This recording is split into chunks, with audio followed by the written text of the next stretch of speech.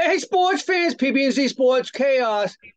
All right, we're going to talk about this in a few minutes. What a week. I mean, the DeMar Hamlin thing, unprecedented in the game.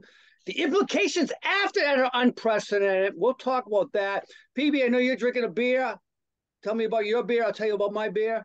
Yeah, this one's another one from Chile. This is straight from the Patagonia region of Chile. Um, Oh, it's Austral, I think is the name of the beer or the name of the company. I'm not sure, but it's called Hoppy Lager, and it's 4.8. So it's not too strong, not too light. Tastes really good. I've had a couple down there, and I brought one home with me. PB, I'm just so one of our loyal fans, and someone you and I both know well, Mr. Ricky P. He gave me a couple of IPAs this past week when we had some lunch. This one is from the Pipe Dream Brewing Company in Londonderry, New Hampshire, so local, called the West to East IPA. I Like it. cannot read the alcohol content because I don't have my glasses on, but it's a nice tasting beer. So cheers. You know Ricky P, right? He's always good tasting beer. Oh yeah, love All it. right. Hey, we'll talk football in a minute, but first of all, I've got to put this back on the deck. The Red Sox shot glass. They finally did something right for a change. So it's back up here with the other three teams in Boston.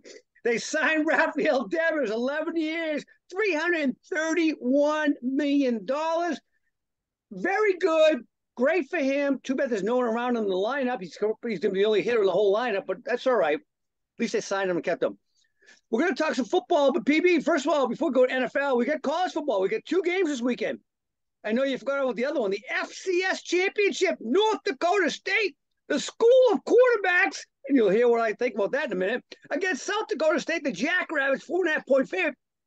North Dakota State has one of your favorite quarterbacks as an alumni, Carson Wentz, and of course, Trey Lance, which got me thinking, because I know you don't really think much about Carson Wentz at all. We don't know anything about Trey Lance. But when you think about Division One AA quarterbacks, if you were to say who was your top three off the top of your head, what would you say? Yeah, I mean you can't say Trey Lance because he's not. No, He hasn't really played. I'll make it So easy for you, PB. It's Steve McNair. It's Rich Gannon, went to Delaware. Steve McNair, I think, was not Appalachian State, but one of those schools. And then none other than a guy that played down there that you might have seen in person, Fitzmagic, who played at Harvard, right? oh yeah, There that's you right. go, one double A. So there's your top three, in my opinion. All Okay. right, we get the championship game on Monday night. TCU Georgia, 12.5-point favorite. We're going to pick that game momentarily. But listen to this to me. I found this interesting. I heard this yesterday on TV. The last two double-digit spreads of this magnitude, 2003, Ohio State against Miami, which Miami is my 1B school. 1A, obviously, fans know I love Oklahoma. Ohio State against Miami. Miami got ripped off in that game, but Miami was a 12.5-point favorite. They lost in overtime to Ohio State, as we all know. And 2001, OU played an 11.5-point favorite, Florida State. OU won with none other than Josh Heupel as the quarterback, now the Tennessee head coach. So, something to think about. What do you think of this game, TCU and Georgia? Yeah, TCU has been impressive. Yeah, as they're coming down the stretch of the season and getting into their first CFP game and their victory last week.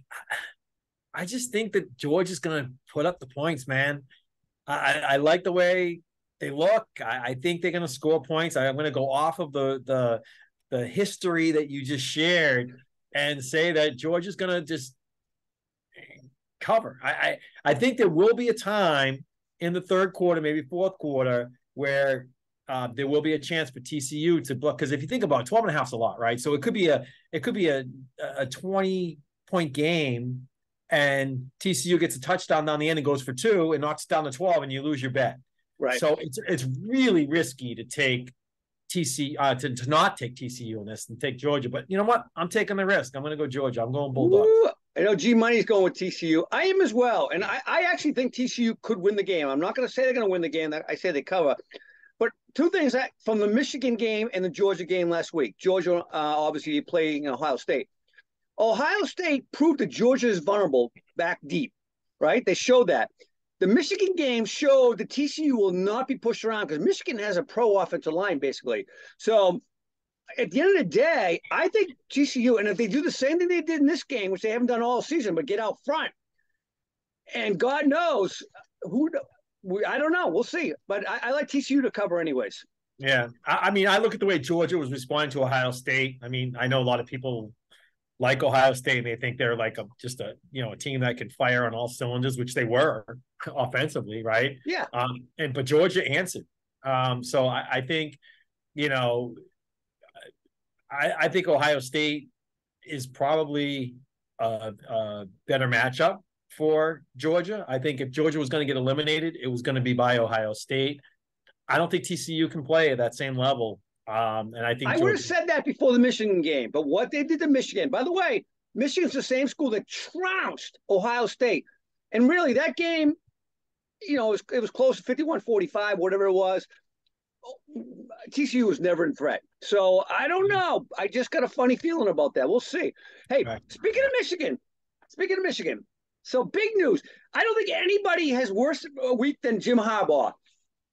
Harbaugh first loses that game when everybody expected he's going to win.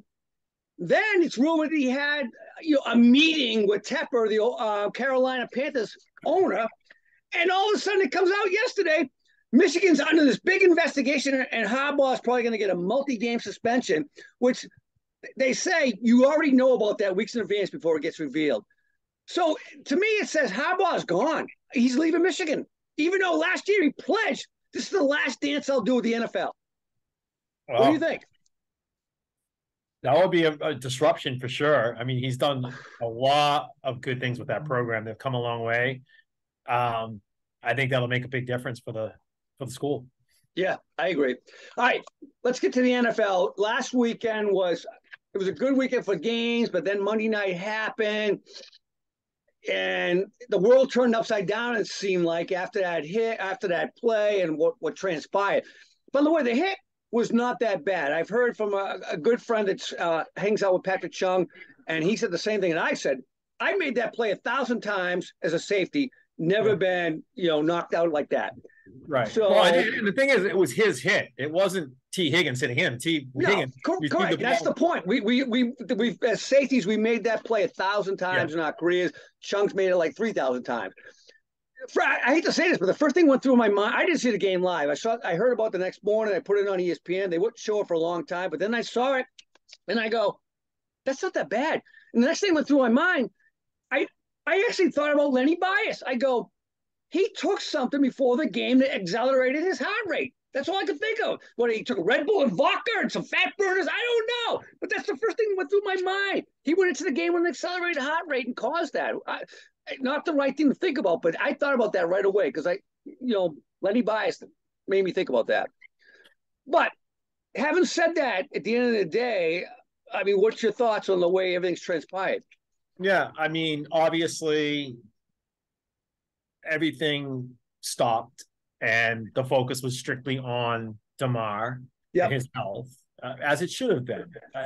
There was the emotional display that the players had on both sides, on Buffalo and on Cincinnati, were clearly evident, and it was they would, it was the captain of Buffalo, one of the linemen said, if we went out there to go play, we would have been not only jeopardizing ourselves, but the other players, because we wouldn't have been playing as well, right? Yeah. So it's really would have been a bad situation. So I think that they did the right thing, and then the NFL did the right thing by not jumping to any conclusions, by not, by taking their time to think this through. I'm sure they had many meetings with the teams and with the head coaches to figure out the best course of action. And when I woke up this morning, I saw that the game was officially canceled, and I'm okay with that. I mean, I think there is, potentially something missing there, but the plan that they came up with to account for the cancellation of that game, I think is very reasonable. And obviously, I don't know if it was a unanimous vote, but they needed 24 out of 32 votes, and they got it. So most owners are obviously on board with what's happening. I think the neutral site idea for a championship game, could you have been in a situation where you would have been able to jockey for that seed, is the right thing to do. I like that. I like that piece of it. The only thing that's coming out of this that's going to hurt a team is Kansas City getting their first round bye and Buffalo not getting that and not having the opportunity to do it and actually having to play an extra game. That's the only thing right out of this that's hurting Buffalo. But you know what? The only team that can hurt is Buffalo. I mean, I guess it could have hurt Cincinnati too, but depending on how the chips fall. But sure. But those coincidentally are the two exact teams that are involved in this. And I think they're both okay with that. I think after what transpired, they're taking a step back and saying, hey, we're a football team. We can go in, we can win. We don't need to, we're more concerned with DeMar's health, which they should be. And I think it's okay. So but by the way, it's a moot point because if Cincinnati loses to the Ravens, which very well happened, even though Lamar's not playing, they already lost once. I know Lamar played that game. And the Pats could easily beat the Bills this weekend without a doubt. So it's a moot point if both those teams lose at the end of the day. So everybody getting up in arms until the games are played, to me, is a non-factor. The other thing you couldn't do, and here's the other thing you couldn't do, you could not push the playoffs out. And here's why. One, logistically, it's just impossible. The networks have all those spots already paid for from advertisers. They're not going to fill them with flag football games and friggin' wiffle ball games the next weekend. That's not going to happen. Advertisers aren't paying for that shit. So that's not going to happen. And you can't give 12 other teams a bye. Basically, you would give 12 teams a bye if you did that. So the teams that came in first that got the bye, it's all downhill.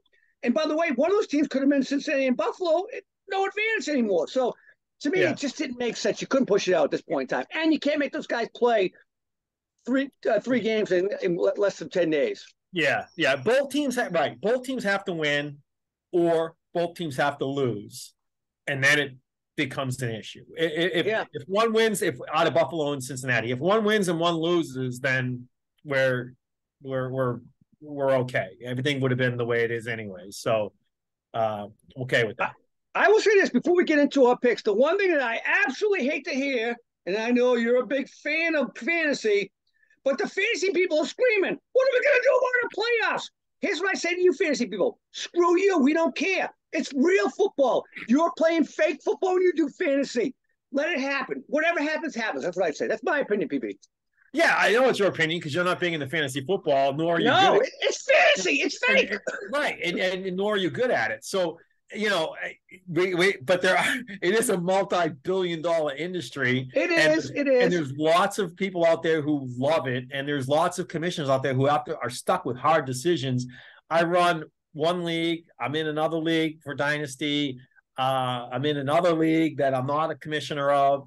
And of course we got the PB and Z league. So which I run. So there's a lot of decisions that have to be made. You got to keep everybody in tact. And the best thing to do is really collaborate, work with the people who are involved, work with the team owners and see what the best course of action is where you feel like it's a fair decision for everybody. So that's all I can say is be fair in what you do. Be fair in your fantasies, fans. Trust me. Your significant other will appreciate that. All right, anyways, let's move on to us pick six. And this week, we're going to give you a bonus pick in the pick six as well.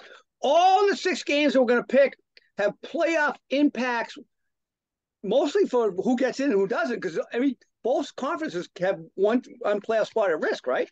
Yes. Yeah. And by the way, the Cincinnati Buffalo game has no impact on those other teams that have to get in at this point in time.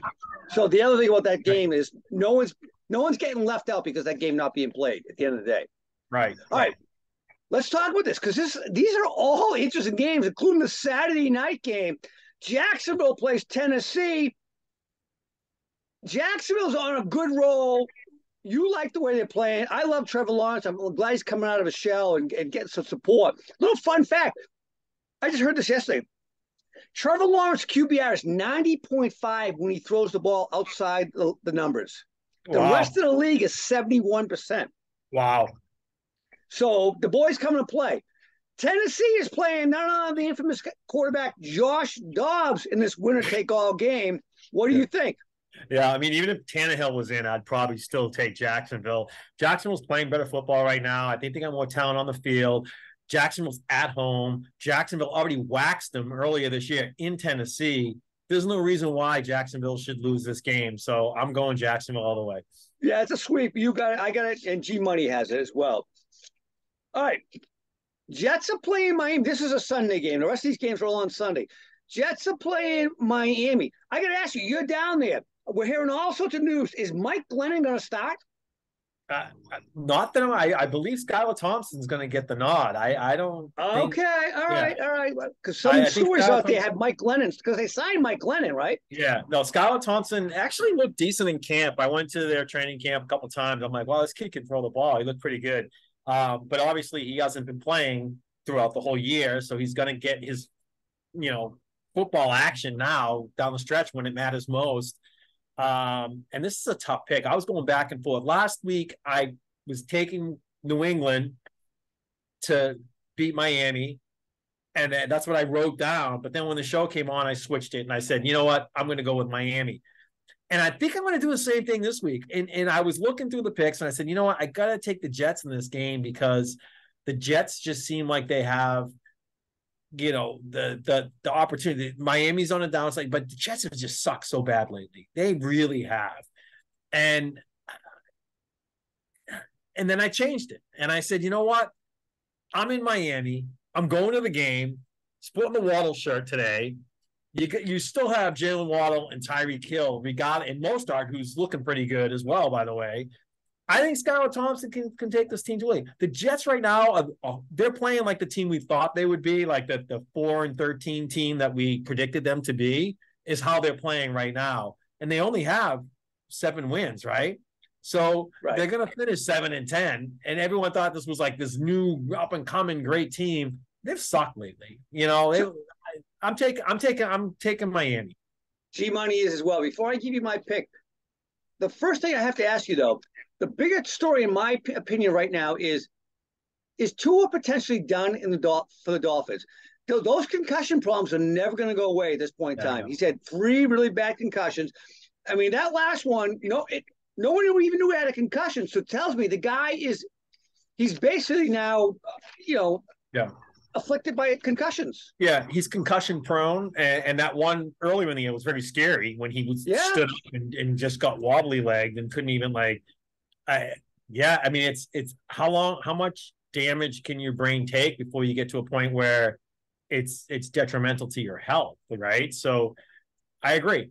I don't know if there's a longer term play here. I don't know. Yeah. So I think this game's a slugfest at the end of the day, and the team that can play better defense wins, and that's the Jets. They're a better defensive team, so I'm taking the Jets. Okay, yeah. I had that's who I had originally. I have them circled on my piece of paper right here. The Jets. Nice. You're doing what I did last week. but I'm taking Miami. So. All right. Pats Buffalo. This is one I know you went back and forth on. I think you're leaning one way after all, but I've gone back and forth up to like 2 minutes ago. Yeah. I easily my prediction was Pats until I heard about today's conference call with the players and with DeMar, and he got up and he flexed on a Zoom call to them. And first of all, there's no there's no fan that's not a fan of either team that's going to be rooting for Pats. Everybody in America is going to be rooting for Buffalo in that game. And the Buffalo Bills Mafia, oh my OMG, that is going to be insane.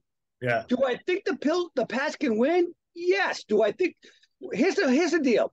Are the Bills ready to play when they up right now they feel great to fight up, but when they see the field and they start going through their heads visually what happened Monday night, are they ready? That's the only thing I got to worry about. What do you think? I feel exactly the way. I mean, my sentiment exactly. I mean, I would have said the same thing you just said. So I can't really add to that other than to say, given all that, I'm going to go with the Bills. Do I think the Patriots have a shot in this game? Absolutely. Yes. Yeah, I agree. But I'm going to take the Bills. But I'll tell you what. There's a scenario where the Patriots can lose this game and still get in the playoffs, right? They can. If the Jets beat the Dolphins like you just predicted happens, and Cleveland also beats Pittsburgh, which we're going to pick that game here in a second, the Patriots are still in, even with a loss. I know it. 8-9, they're in the playoffs. And by the way, Jacksonville could also lose their game Tennessee wins the division, and 2 teams from the AFC South can get in the playoffs. There is a scenario if the Patriots, the Dolphins, the Steelers all lose, Jacksonville gets in. I mean, I was reading that, and I was just like totally blown. I'm looking at this thing in the news, and I'm going, "Why is Jacksonville still in the running with a loss?" And then I read the reasons, and I'm like, "Holy crap! That's the story." Yeah, you're right. Yeah. All right, let's talk about the Cleveland-Pittsburgh game. So you're taking Buffalo too? I'm taking Buffalo as well. So right. Cleveland-Pittsburgh, it should be a no-brainer, but these two teams hate each other, absolutely hate each other. So. Right. Cleveland, they're playing for blood. They're not playing for the record or whatever it is. It's blood, right? Yeah. So, hey, don't forget, it wasn't only not that long ago when we saw the defensive end, I forget his name now, from Cleveland, whip Miles Randolph down to the ground, right? And almost busted his neck because they hate each other so much, right? Yeah, Mason Rudolph. Mason Randolph, yeah. Rudolph, right? Rudolph. Yeah. Rudolph, that's right. So these guys, I don't know. Yeah. But what do you think? Cleveland. They have talent. They have talent. I'm glad you picked them last week. I was an idiot for picking Washington because just the mere fact that Carson Wentz was starting for the Commanders should have made me take Cleveland. And I was like saying, no, Washington's better. And you know what? If you think about it, Washington and Pittsburgh are kind of almost the same kind of teams in a way, Yeah. So I don't know. I this is another one I've been back and forth on. I have Pittsburgh circled on my paper because it's in Pittsburgh and it means something for them. And they got Tomlin. Like those 3 things to me say the edge goes to Pittsburgh. I do feel like Cleveland can win this game, but I'm going to say it's an overtime game or a last-second field goal type game, and Pittsburgh pulls it off. I got you too. I think Pittsburgh wins. By the way, Tomlin has a huge streak on the line. He's never been under 500 in his entire career, and this game puts him over 500, 9-8, right? Yeah, and keeps their playoff hopes alive. So it does. And by the way, he's a big a friend of Hamlin. He's known Hamlin since he's 12 years old. Oh, yeah. I'm sure that entire roster is all thinking about Hamlin because he's been on that campus, or the University of Pittsburgh plays at the same field, Heinz Field, whatever it's called now. So I get Pittsburgh as well. Okay. All right, man. Let's talk about the 2 NFC games that have some playoff implications. One is the Rams playing Seattle. Why these two, and the other game we're going to pick is Detroit and Green Bay. Why these 2 games not played at the same time blows my mind. Because if the Rams lose to Seattle, Detroit is knocked out. So they already know that going into their 8:20 game Sunday night. Those games should have been played at the same time so Detroit doesn't lay back at the end of the day. Do I think they will because it's divisional rival? Maybe not. But you don't know if all 53 players think the same way.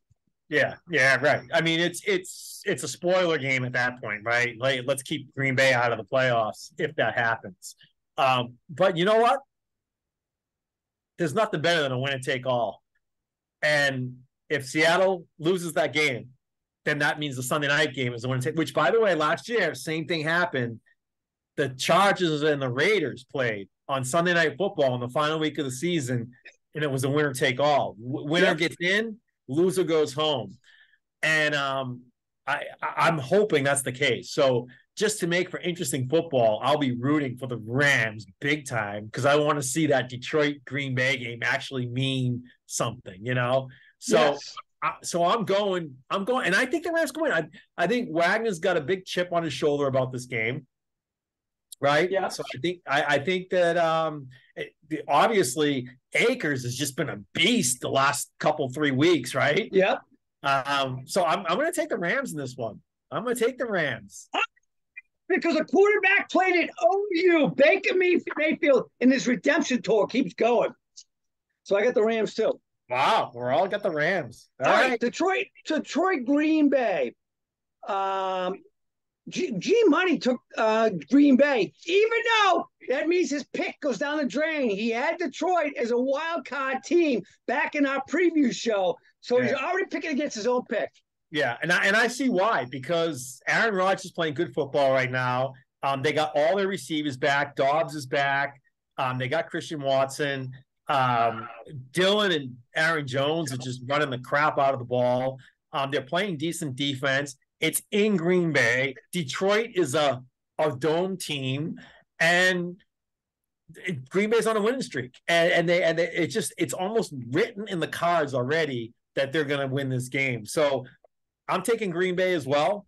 I would love to see that, Detroit get in for the first time in a while, and I like what Dan Campbell's doing, and I like the feistiness of that team. But at the end of the day, it's Green Bay, man. I'm going with the Packers. I have a question for you. Jared Goff is really a good quarterback this year. Don't you agree? Yeah, I will take back anything that I said negatively about Jared Goff in the past. I will never take back anything I've said negatively about Carson Wentz, but I will take back some of my stuff I said about Jared Goff. Hey, by the way, Aaron Rodgers, this is kind of a legacy game. If he loses this game, does this not dent his legacy, don't you think? I mean, I don't know. They already were. Most people had him out of it in week 8. I get it, but he's got him back to this is a game. Tom Brady wouldn't lose this game. The fact that he brought him back here says a lot. But it does, but he has to win this game. So I'm with you guys. I got Green Bay. All right, we're running out of time. A bonus game, Baltimore and Cincinnati. We're only picking this game because if there's an upset in this game, then everybody that cried about the whole fact the game was canceled, it's meaningless. But unfortunately, Lamar's not playing, so I know I'm not picking Baltimore as much as I want to. Yeah, neither am I. You know who Baltimore is without Lamar? They're the Chicago Bears. Pretty close. They're the Chicago Bears. I mean, and they're the worst team in the one. Besides, isn't it the weirdest thing though? Even if Baltimore wins, if I heard this right, Cincinnati is still the division champion. Correct. And then the home field stuff, because they'll be 3-6, they're going to play each other in the first round. The home field is determined by a coin flip, right? Right. The home field server, so the Cincinnati could lose the coin flip, have to play in Baltimore, even though they're the 3 seed, and Baltimore's the lower seed. So I'm predicting Cincinnati, but I so much want Baltimore to win because that will be sports chaos, fans. Right? I know. So hey, me and G are the same across the board because I switched my Jets Miami pick, and all of us are on the same pick. The only thing that's different is you with the Jets. I know it. I'm going with the Jets. I can't believe it. Oh my God. Rex Ryan would love me. I'll be there. I'll be at Hard Rock. I'll be watching the game. So nice. All right, man. Yeah. All right. Good show. I'll talk to you soon.